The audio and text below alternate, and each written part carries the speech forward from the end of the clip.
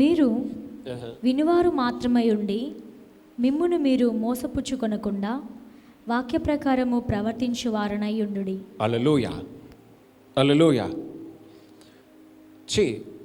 వాక్యం అంటోంది నువ్వు వాక్య ప్రకారం ప్రవర్తించాలట.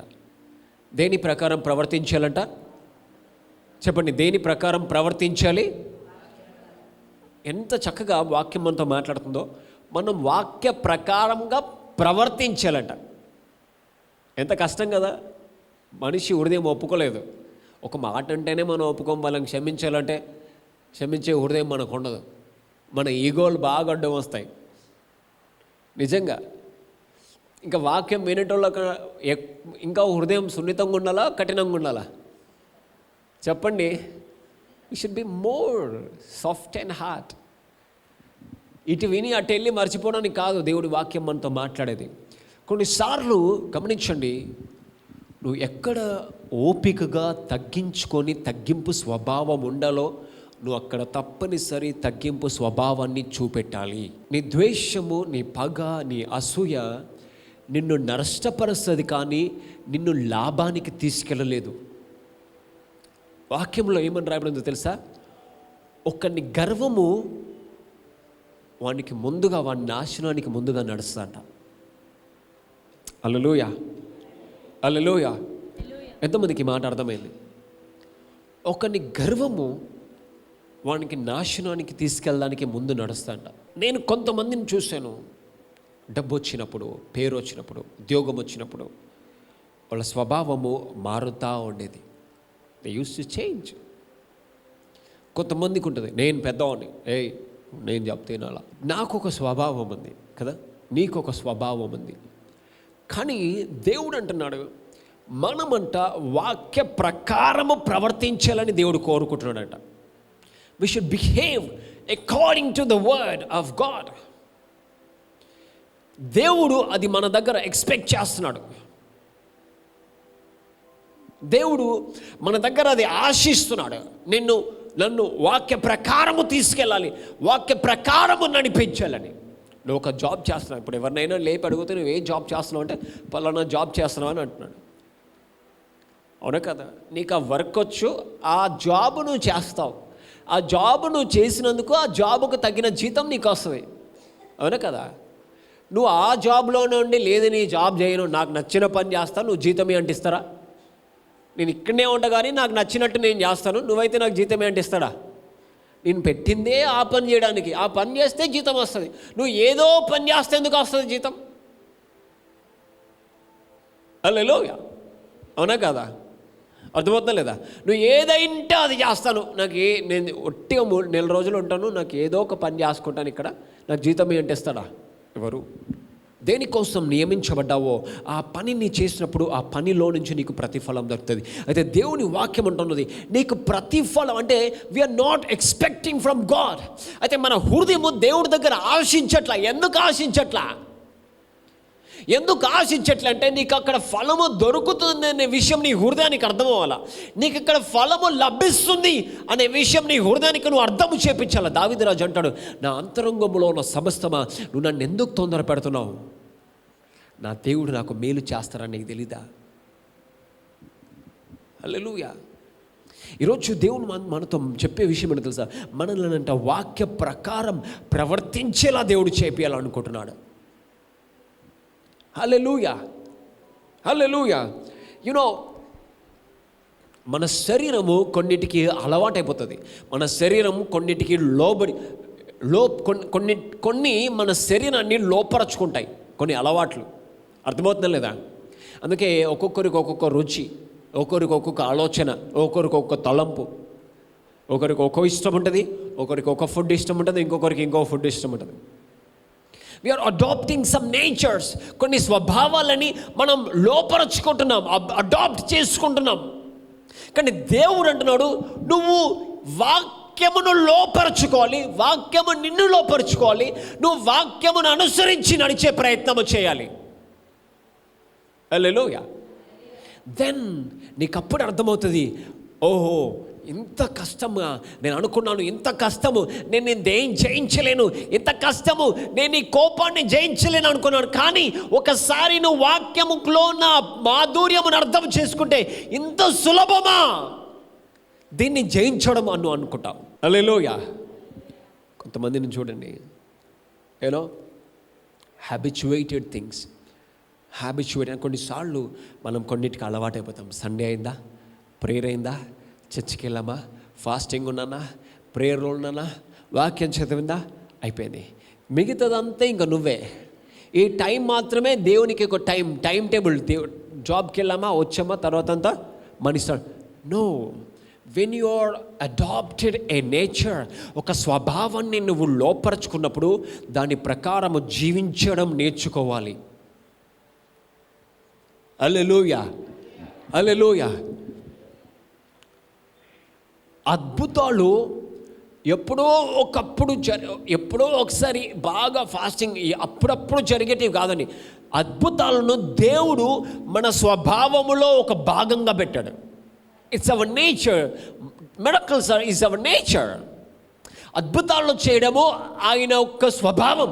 అర్థమవుతుందండి? అర్థమవుతుందా లేదా? అందుకే ఆయన పేరు ఏంటంటే అద్భుతకరుడు, ఆశ్చర్యకరుడు అనుంది. నేను ఎప్పుడో ఒకసారి మంచిగా ఉంటాను, ఇక మిగతా టైం అంతా చికాకు ఉంటుంది నా mind. No, that's not you. నిన్ను నువ్వు మోసం చేసుకుంటున్నావంట. అంత మాత్రమే కాదు, నువ్వు దుష్టునికి అవకాశాన్ని ఇస్తున్నావంట. నువ్వు దుష్టుణ్ణి ఎంకరేజ్ చేస్తున్నావంట. నన్ను ఇంకా వాడుకో అని ఎంకరేజ్ చేస్తావంట. ఇలా చెప్తే వెళ్ళానంటే ఈరోజు నీకు నిద్రపడదు. హల్లెలూయా.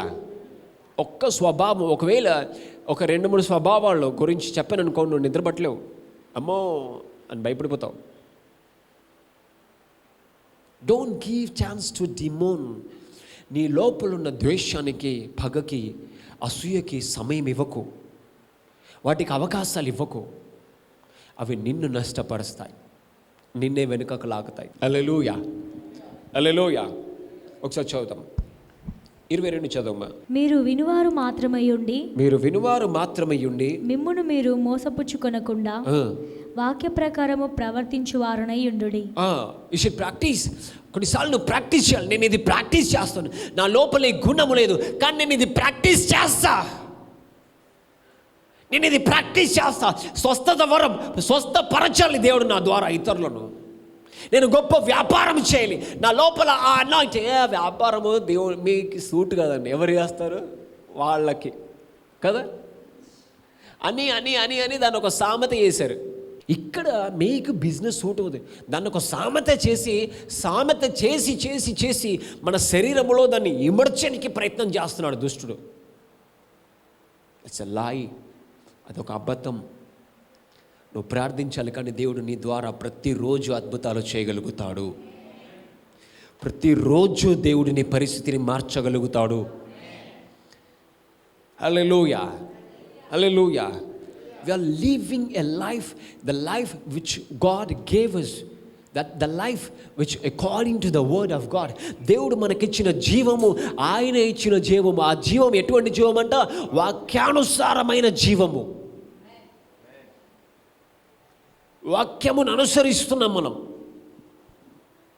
అందుకే దేవుడు అంటున్నాడు, వాక్య ప్రకారము ప్రవర్తన. when you are behaving, నీ లోపల నుంచి వచ్చే స్వభావం వాక్యాన్ని కనపరచాలంట. ఈ రోజు నుంచి నువ్వు ఒకటి ప్రాక్టీస్ చేయి. ప్రభా, నాలో ద్వేషం ఉంది, లేదా నా లోపల మంచితనం లేదా నా లోపల ఒక పగ ఉందా, లేదా నా లోపల క్షమించే గుణం లేదా ఇతరుల దగ్గరికి తీసుకునే గుణం లేదా, ఇది నాకు అడ్డుగా ఉండొద్దు ప్రభా, ఇది పోవాలి నా లోపల నుంచి. I should love every one. నేను నా స్పిరిచువల్ జర్నీ మొదలు పెట్టక ముందే నా లోపల ఒక స్వభావాన్ని నేను గమనించాను. నేను ఫాస్ట్గా క్షమించేస్తాను. లోపల గ్రడ్జ్ అనేది పెట్టుకోను. నేను లోపల గ్రడ్జు పెట్టుకోను, ఎవరి గురించి పెట్టుకోను. ఎవరైనా ఒకవేళ మీకు ఎవరైనా శత్రువులు ఉన్నారంటే ఎవరు లేనంటాను. No enemy. ఎవరి మీద ద్వేషం ఉందంటే నో. ఎవరినైనా ఫోన్ చేసి తిట్టాలనుందా? నో. ఇవన్నీ పెట్టుకుంటే నువ్వు ఎట్లా ప్రార్థన చేస్తావు? వాక్యాన్ని నువ్వు ఎలా పాటించగలుగుతావు? హల్లెలూయా, హల్లెలూయా. అవును కదండి. చూడండి, I want to tell some things. ఇక్కడ ఈరోజు 2 భాగాలుగా మనం చూద్దాం. ఒకసారి చూద్దాం. పేతురు గురించి మనం ఒకసారి ధ్యానిద్దాము. మత్తయి సువార్త 26వ అధ్యాయము 31వ వచనం నుంచి చదువుతాం. అప్పుడు యేసు వారిని చూచి, ఈ రాత్రి మీరందరూ నా విషయమై అభ్యంతరపడుదురు. గొర్రెల కాపరిని కొట్టుదును, మందలోని గొర్రెలు చెదిరిపోవును అని వ్రాయబడి ఉన్నది కదా. నేను లేచిన తర్వాత మీకంటే ముందుగా గలిలయకు వెళ్ళెదనెను. అందుకు పేతురు, నీ విషయమై అందరూ అభ్యంతరపడినను ఇప్పుడును అభ్యంతరపడినని ఆయనతో చెప్పగా, యేసు అతని చూచి, ఈ రాత్రి కోడి కూయక మునుపే నీవు నన్ను ఎరుగనని ముమ్మారు చెప్పదవని నీతో నిశ్చయంగా చెప్పుచున్నానెను. పేతురు ఆయనను చూచి, నేను నీతో కూడా చావవలసి వచ్చినను నిన్ను ఎరుగనని చెప్పనెను. అదే ప్రకారము శిష్యులందరూ అనిరి. చూడండి, ఆయన అంటున్నాడు, పేతురు, ఇదిగో ఏ పరిస్థితి అయినా పర్లా, నిన్ను ఎరుగమని కానీ, నిన్ను అభ్యంతరపరచ కానీ, నిన్ను విడిచిపెట్టి పరిగెత్తడం కానీ ఏదో మేమైతే చేయం. హల్లెలూయా. అయితే ఏం చేస్తారో ఒకసారి చూద్దాం. అదే 26వ అధ్యాయము 69వ వచనం నుంచి చూద్దాం. పేతురు వెలుపటి ముంగిట కూర్చుండి ఉండగా ఒక చిన్నది అతని యొద్దకు వచ్చి, నీవును గలిలయుడవని యేసుతో కూడా ఉంటివి కదా అనెను. అందుకతడు, నేనుండలేదు, నీవు చెప్పిన సంగతి నాకు తెలియదని అందరి ఎదుట అనెను. అతడు పడవలోనికి వెళ్ళిన తరువాత మరి ఒక చిన్నది అతనిని చూచి, వీడును నజరేతుడగు యేసుతో కూడా ఉండెనని అక్కడికి వారితో చెప్పగా, అతడు ఒట్టు పెట్టుకొని, నేనుండలేదు, ఆ మనుషుని నేను ఎరుగనని మరలా చెప్పాను. హల్లెలూయా. యేసు ప్రభు చెప్పాడంట, నువ్వు ఇదిగో నిన్ను ఎరుగను అని ముమ్మారు చెప్తావు అని అంటే పేతురు అన్నాను, లేదు, ఏ పరిస్థితి అయినా పర్లా, నేను అది చేయను, అలా ఉండను అని పేతురు చెప్పాడంట. దట్ మీన్స్ కొన్నిసార్లు నువ్వు వాక్యం ఎంత విన్నావనేది కాదు గొప్పతనం, లేదా నువ్వు ఎంత నడిచావనేది కాదు గొప్పతనం. పరిస్థితులు సతమతమైనప్పుడు నువ్వు ఎంత నిలబడ్డావు అనేది గొప్పతనం. Staying stable, it will give value to you. స్థిరముగా బలంగా నిలబడ్డప్పుడు నువ్వు విలువని సంపాదించుకుంటావంట. ఈ భూమి మీద నీకు చాలా రకాలుగా సవాళ్ళు వస్తాయి, ఇరుకులు వస్తున్నాయి, ఇబ్బందులు వస్తున్నాయి, ఎదుర్కొంటున్నావు నువ్వు. కానీ నువ్వు ఎప్పుడు బలాన్ని పొందుకుంటావో తెలుసా? నువ్వు స్ట్రాంగ్గా నిలబడ్డప్పుడు బలాన్ని పొందుకుంటావు. హల్లెలూయా. నీ భయాన్ని విడిచి ధైర్యంగా నిలబడ్డప్పుడు సామర్థ్యాన్ని పొందుకుంటావు. ఎంతమందికి అర్థమైంది? పేతురు అంటున్నాడు, ఇదిగో నువ్వు ముమ్మారు నేను నన్ను ఎరగనంటావయ్యా అని అంటే, లేదు అని అన్నాడు. హల్లెలూయా. చూడండి, ఒక మాట చూద్దాం ఇక్కడ 75వ వచనం. గనుక కోడి కూయక మునుపు నీవు నన్ను ఎరుగవని ముమ్మారు చెప్పేదనని యేసు అతనితో అనిన మాట పేతురు జ్ఞాపకం తెచ్చుకొని వెలుపలికి పోయి సంతాపపడి ఏడ్చాను. ఏం చేశాడంట? సంతాపపడి ఏడ్చాడంట. అయ్యో, నేను భయపడిపోయి దేవుడు ఎవరో తెలియదు అన్నాను, వాక్యాన్ని మరచిపోయాను, ప్రార్థనను మరచిపోయాను, ఉపవాసాన్ని మరచిపోయాను. అయ్యో, ఎన్ని రోజులు ఆ వాక్యానికి చప్పట్లు కొట్టాను, కానీ ఒక పరిస్థితి రాగానే, ఈ అప్పు మీద పడంగానే కలవరపడిపోయాను. అంతా అర్థం అవ్వట్లా, పరిస్థితి గందరగోళం అవుతుందేమో. మై గాడ్, హల్లెలూయా, హల్లెలూయా. అలా అని పేతురు పిరికివాడా? కాదు. హల్లెలూయా. పేతురు పిరికివాడా? చెప్పండి. పేతురు ఏం చేస్తాడో తెలుసా? ఒక ఆయన్ని చెవు కోసేస్తాడు ఇట్లా. యేసుప్రభు దగ్గరికి పట్టుకోవడానికి వస్తే చెవు కోసేస్తాడు ఇట్లా. అంత ధైర్యవంతుడు. కానీ ఎప్పుడైనా జ్ఞాపకం పెట్టుకో, when you want to see the manifestation of word, ఎప్పుడైతే వాక్యము నీ జీవితంలో నెరవేర్చబడ్డం చూడాలి అని అనుకుంటావో, ఆ వాక్యముతో నువ్వు నిలబడి ఓపికగా దాన్ని పట్టుకొని నిలబడ్డం చూడాలి. ఎంతమందికి అర్థమవుతుంది ఒక విషయం? మనకి తెలియాలి వాట్ గాడ్ ఈజ్ డూయింగ్. దేవుడు ఏం చేస్తున్నాడు అనేది మనకు తెలియాలి. ఏం చేయాలనుకుంటున్నాడు అనే విషయం కూడా మనకి తెలియాలి. సో అప్పుడు నీకు అర్థమవుతుంది ఈ వాక్యం ఏంటి, ఈ ప్రార్థన ఏంటి, నా దేవుడు ఏంటి, నేను చేసే ఆత్మీయ యాత్ర ఏంటి అనేది నీకు అర్థమవుతుంది. లేదా నువ్వు ఒక కామన్ మ్యాన్ అయిపోతావు. హల్లెలూయా. కానీ ఈరోజు దేవుడు నీ పరిస్థితిని బహుబలంగా మార్చేస్తున్నాడు, నేను శక్తిమంతునిగా మార్చేస్తున్నాడు. You will become such a wonderful person. Hallelujah. చాలా శక్తిమంతునిగా నువ్వు తయారవుతావు, చాలా దీవెనకరమైన వ్యక్తిగా నువ్వు మారుతావు, చాలా ఆర్థికంగా నువ్వు బలపడతావు. హల్లెలూయా. చాలా పరిస్థితులను దేవుడు మార్చబోతున్నాడు. హల్లెలూయా. కానీ సంబడి సే ఆమేన్. ఆమేన్. పేతురు చూడండి, సంతాపపడి ఏడ్చారట. అయ్యో యేసుప్రభు అన్నాడు, నేను అన్నాను కాదు అన్నాడు. కొన్నిసార్లు అంటాడు, ఇక్కడ చప్పట్లు కొడతావు, ఇంటికి వెళ్ళి మర్చిపోతావు. My God, no, that's not what we are really actually. వాక్యం విన్నప్పుడు చాలా సంతోషపడి అటు వెళ్ళి మళ్ళీ బాధపడ్డానికి కాదు, ఆ వాక్యముతో నిలబడాలి. మా దైవజనుడు చెప్పాడు. మై గాడ్, హల్లెలూయా. ఎంతమంది వింటున్నారు? నా దైవజనుడు ఇది చెప్పాడు, వాక్యం ఇది చెప్తోంది, దేవుడు నాకు ఇది చెప్పాడు, సో నేను ఇది పట్టుకుంటాను. మై గాడ్, హల్లెలూయా. హల్లెలూయా. ఎంతమందికి అర్థమవుంది? ఒక ఆఫీసర్ దగ్గరికి వెళ్ళావు. సపోజ్ మీరు ఎక్కడ పని చేస్తున్నారో మీ హయ్యర్ ఆఫీసర్ ఒక ఆయన ఉంటారు కదా, ఉంటారా లేదా? ఆయన ఉంటాడు. ఆయన నువ్వు సపోజ్ లీవ్ అడిగావో, ప్రమోషన్ అడిగావో, లేదా నీకు రావాల్సిన డబ్బులు అడిగావో, ఒక 2 months శాలరీ అడిగావు, ఆయన రాసిచ్చేసాడు. ఇదిగో అమ్మ నీ 2 months శాలరీ నేను నీకు ఇచ్చేస్తున్నాను అని రాసిచ్చాడు. దానికంటే ముందు ప్యూన్ దగ్గరికి వెళ్ళావు, నా 2 months నాకు శాలరీ రావాలి, నాకు ఇయ్యను. ఆయన ఇయ్యడు, నేను సతాయిస్తాడు. ఆయన అంటాడు, నువ్వు పోయి నీ హయ్యర్ అఫీషియల్ ఎవరైతే ఉన్నారో ఆయన దగ్గర ఒక శాంక్షన్ లెటర్ పట్టుకోండిరా, ఆయన సిగ్నేచర్ పెడితే కనుక నేను నీకు ఆ డబ్బులు నీకు ఇచ్చేస్తాను. ఆయన సిగ్నేచర్ పెట్టకపోతే నేను ఇవ్వలేను. నాది ఇది కాదు, నా పని ఇది కాదు, నా పని వేరేది. ఆయన సిగ్నేచర్ పెడితే మాత్రం నేను ఇస్తాను అని అంటాడు. అవును కదా? ఇప్పుడు నువ్వు వెళ్ళావు, ఆయన దగ్గర అడిగావు, పోయావు, అఫీషియల్గా నువ్వు ఆయన దగ్గరికి వెళ్ళావు, నా డబ్బులు రావాలయ్యా, నా డబ్బులు నాకు ఇప్పించండి అని నీ సమస్య ఏదో చెప్పావు. ఆయన అగ్రి చేశాడు. ఆయన అగ్రిమెంట్లో సిగ్నేచర్ పెట్టాను, ఇదిగో వెళ్ళు, ఈ పేపర్ చూపెట్టే చాలు నీ డబ్బులు నీకు వచ్చేస్తాయి. హల్లెలూయా. ఇప్పుడు చూడండి, ఆయన రాసిచ్చాడు, నీకు డబ్బులు వచ్చాయి. ఎందుకు ఇచ్చాడు? ఏం చూసి ఇచ్చాడు? ఆ పేరు ఆయన రాసిచ్చినట్టుంది, ఇచ్చాడు. అంతేనా లేదా? మరి ఇంతగానో నీ దైవజనుడు, నువ్వు వెళ్ళు, ఇది ప్రార్థన చేయి, దేవుడు చేస్తాడు అంటే కూడా నువ్వు చేయట్లే. నువ్వు డైరెక్ట్ నువ్వు ప్యూన్ దగ్గరికి వెళ్తున్నావు. మనకి ఎందుకు అటువంటి విశ్వాసం రావట్లేదు? ఎందుకంటే మనం ఎప్పుడూ ప్యూన్ వెనుకనే ఉంటాం. మనం దేవుని వెనుక వెళ్ళాలనుకోవాలి. We are not having that kind of faith. హల్లెలూయా.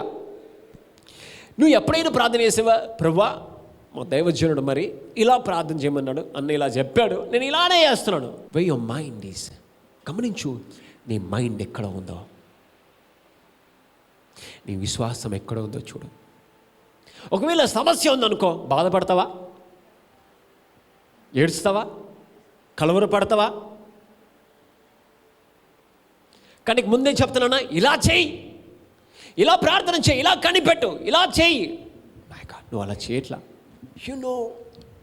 ఆ చిన్న పేపర్ మీద, ఆ వైట్ పేపర్ మీద ఆ హయ్యర్ అఫీషియల్, ఆయన ఆఫీసర్ రాసిన పేరుకి, ఆ చిన్న 2 లైన్లకి నువ్వు అనుకున్న నీ పని ఏందంటే, నువ్వు దేవుడు నీకు ఇది చెప్తున్నాడు, నేను ఇది చేస్తాను, నువ్వు ఇలా ఉండు, నేను ఇలా దీవిస్తాను, నేను ఇలా నాతో ఉండంటే దేవుడు నీకు చేయడా?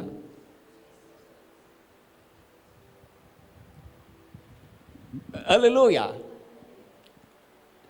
ఇలా వింటావు, అటు వెళ్తావు, మళ్ళీ నువ్వు అది ఏదో మర్చిపోతే నీకు ఎలా దొరుకుతుంది నువ్వు ఏంటో అనేది? హల్లెలూయా. హల్లెలూయా. అవునా కదా? చెప్పండి, అవునా కదా? అదే నువ్వు అఫీషియల్గా ప్యూన్ దగ్గరికి వెళ్ళకుండా డైరెక్ట్ ఆఫీసర్ దగ్గరికి వెళ్ళి నీట్గా నీ పని ఏంటో అడిగితే ఆ ప్యూన్ దగ్గర 2 మాటలు పాడడం అవసరం లేదు నీకు. ఆ ప్యూన్ కూడా నీకు నిలబడి రెస్పెక్ట్ ఇచ్చి నేను హానర్ చేస్తాడు.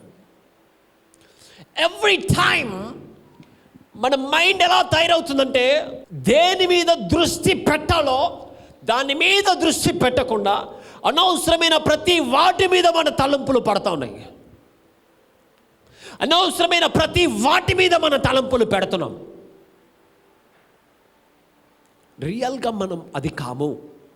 దేవుడు అంటున్నాడు, నువ్వు వాక్య ప్రకారము ప్రవర్తించిన వాడివైతే నువ్వు దేవుని ముఖమును కనపరచుతావంట ఇతరులకి. Hallelujah. You will reflect the light of God. హల్లెలూయా.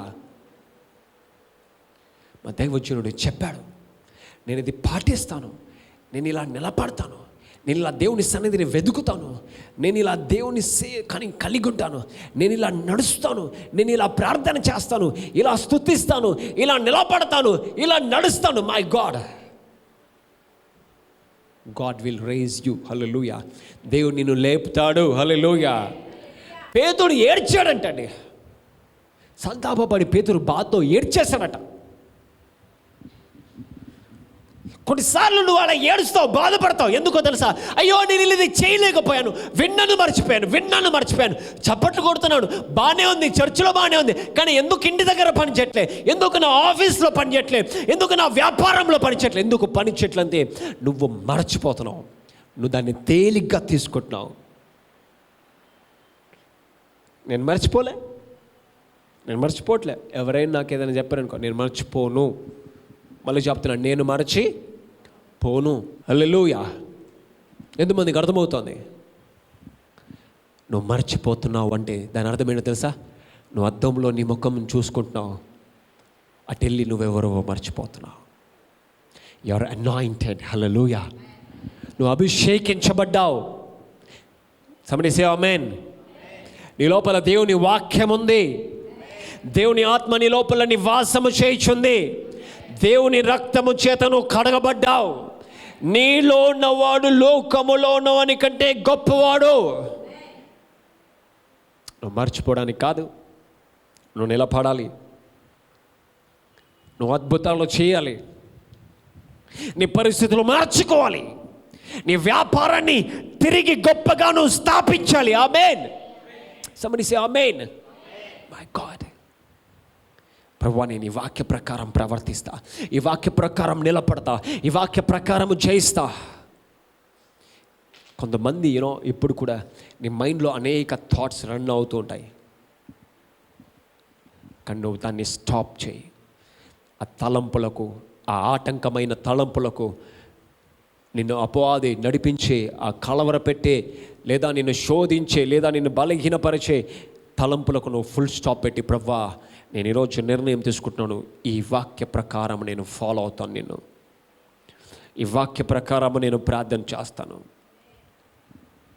పేతురు చూడండి, ఒక సమయంలో అదే పేతురు నీటి మీద నడిచాడే, అదే పేతురు బాధతో ఏడ్చుతున్నాడు. అయ్యో, ఇప్పుడు నువ్వు ఇక్కడ బాగా చప్పులు కొట్టి ఇంటికి వెళ్ళి మరచిపోయి ఒక సాధారణమైన లైఫ్లో ఉండి, అయ్యో నేను ఇంత పవర్ఫుల్ అనే విషయాన్ని నేను మరచిపోయాను అని నువ్వు బాధపడ్డానికి కాదు. When you remember this word in every circumstance, ప్రతి చోట్లో ఈ వాక్యాన్ని నువ్వు కనుక జ్ఞాపకం పెట్టుకుంటే నిన్ను ఆపే వ్యక్తి ఎవ్వరుండలేరు. హల్లెలూయా. నో ప్రాబ్లం, ఏ సమస్య ఏ వ్యక్తిని నిన్ను ఆపలేరు. ఆమేన్. your miracles will come to you.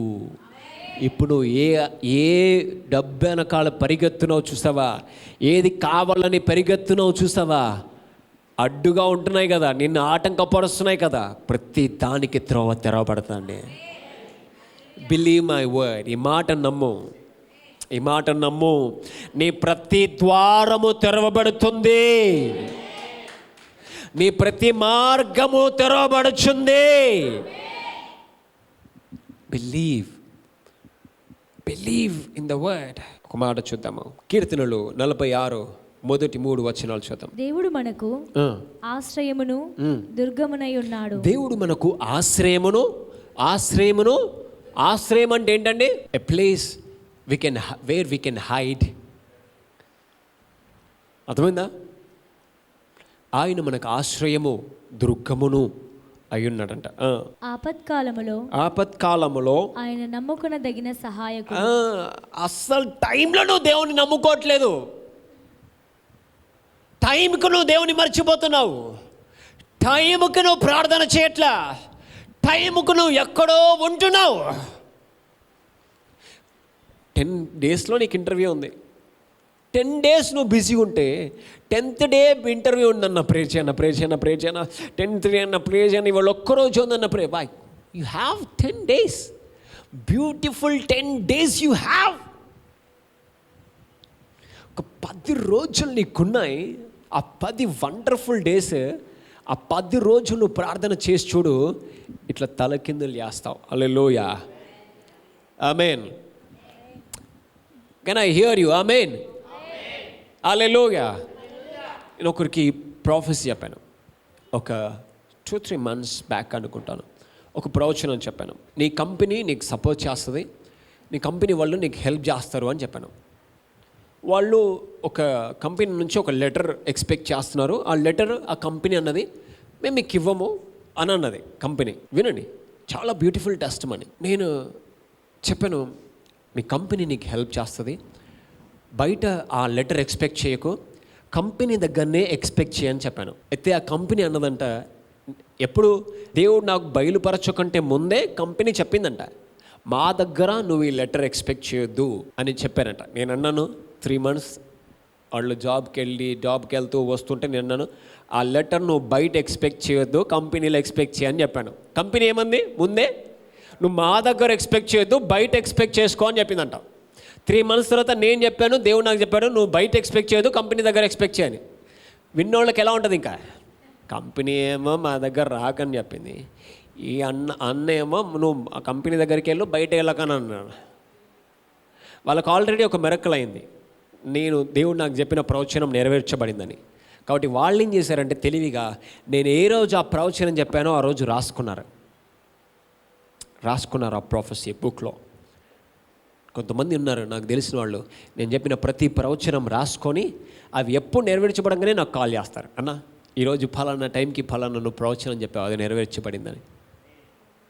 Wow. అయితే 1 month పోయింది, 2 months పోయింది. వ్యక్తి కంపెనీకి వెళ్ళి అడిగారంట, ఇట్లా ఎక్స్పెక్ట్ చేస్తున్నారు మీ దగ్గర నుంచే.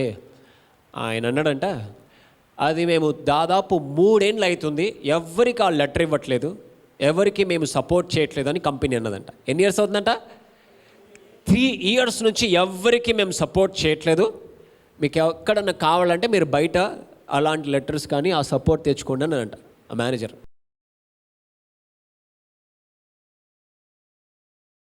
ప్రభువా నీకు వందనాలు తండ్రి, నీ బిడ్డలను ఆశీర్వదించండి.